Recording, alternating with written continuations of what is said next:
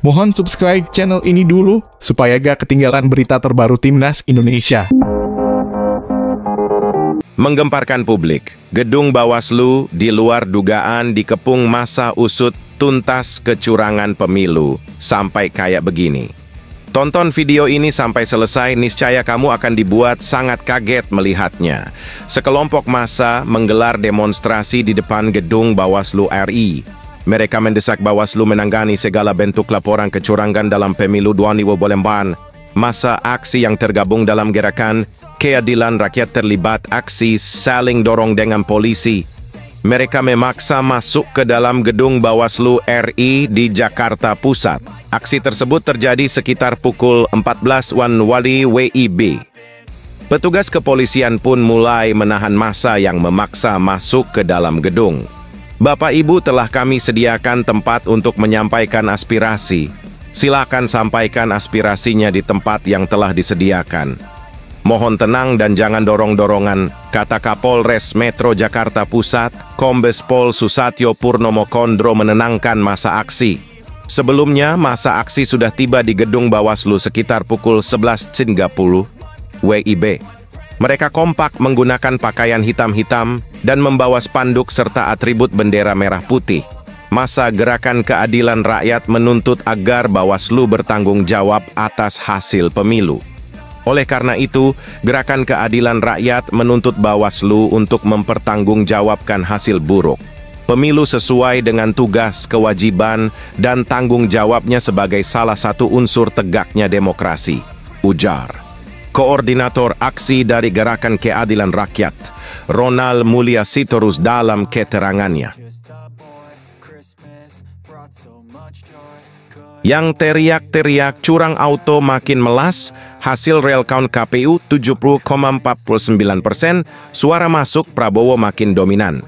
Pemilihan Presiden, Pilpres, sudah digelar Rabu, 14/2/2024. Tim CNBC Indonesia Research telah merangkum hasil real count terkini yang dikutip dari Komisi Pemilihan Umum, KPU. 3 pasangan calon presiden, Kapres, dan calon wakil presiden, Cawapres, bertarung dalam Pilpres 2024, yakni Anies Baswedan Muhaimin Iskandar, Prabowo Subianto Gibran, Raka Buming Raka, dan Ganjar Pranowo Mahfud MD.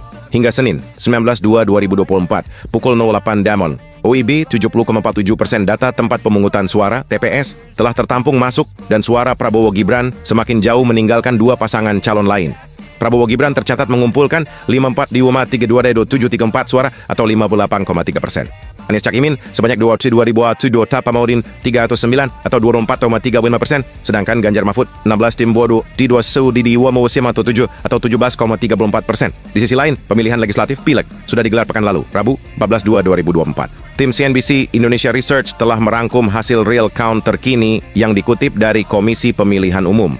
Setidaknya ada 24 partai politik, parpol, yang mengikuti Pileg 2024, termasuk parpol lokal. Sebanyak 2,4 juta lebih pemilih akan menentukan pilihan yang tersebar di 38 provinsi, 5,14 kabupaten kota, 7.227 kecamatan, 8.371 desa. Hingga Senin, 19/2/2024, data KPU per 06/18 WIB menunjukkan sudah terkumpul 55,59% suara dari seluruh tempat pemungutan suara, TPS. Dari 18 parpol nasional, 9 diantaranya sudah mencapai ambang batas parlemen sebesar 4%, dengan Partai-Partai Demokrasi Indonesia Perjuangan (PDIP) unggul di perhitungan asli data TPS atau real count. Semakin memanas, TPN tunjuk todung Mulya Lubis jadi Ketua Tim Demokrasi Keadilan Ganjar Mahfud untuk buktikan kecurangan pemilu. Tim Pemenangan Nasional (TPN) Ganjar Pranowo Mahfud MD telah membentuk tim hukum untuk menangani segala kejanggalan dalam proses pemilihan Presiden Pilpres 2024. Pembentukan tim hukum dilakukan setelah jajaran pengurus TPN Ganjar Mahfud menggelar rapat internal di gedung TPN Ganjar Mahfud, Jakarta Pusat, Senin, 19/2/2024. Jadi hari ini atas arahan daripada Ketua Partai Koalisi dari Bu Megawati, Pak Mardiono, Pak Haritano Edibjo, dan juga Pak Oeso, dan tentunya dari Pak Ganjar dan Pak Mahfud telah dibentuk Tim Demokrasi Keadilan Ganjar Mahfud yang nanti akan diketuai oleh Pak Todung Mulya Lubis, dibantu oleh Pak Henry Yosodiningrat, kata Deputi 360, Tim Pemenangan Nasional TPN. Ganjar Pranowo Mahfud MD, Syafril Nasution usai rapat. Syafril berkata, Tim Demokrasi Keadilan, Ganjar Mahfud masih bekerja untuk mengumpulkan bukti kejanggalan dalam proses Pilpres 2024. Ia pun meminta publik untuk bersabar terhadap temuan tim hukum tersebut. Hanya saja Syafril menyampaikan, tim hukum itu telah membahas temuan kejanggalan dalam proses Pilpres 2024. Dari temuan itu, kata Syafril, telah ditemukan kejanggalan yang sangat terstruktur, masif, dan sistematis. Ya, temuan-temuan yang tadi kita bahas adalah sudah terlihat bahwa apa yang terjadi pada pemilu ini sangat terstruktur ya, kemudian sangat masif. Jadi ini yang kita bahas tadi, poin-poinnya apa saja, ucap Syafril. Syafril pun mengaku dari temuan itu akan menjadi dasar TPN Ganjar Mahfud untuk melayangkan gugatan sengketa Pilpres 2024 ke Mahkamah Konstitusi, MK. Iya, tentunya seperti itu.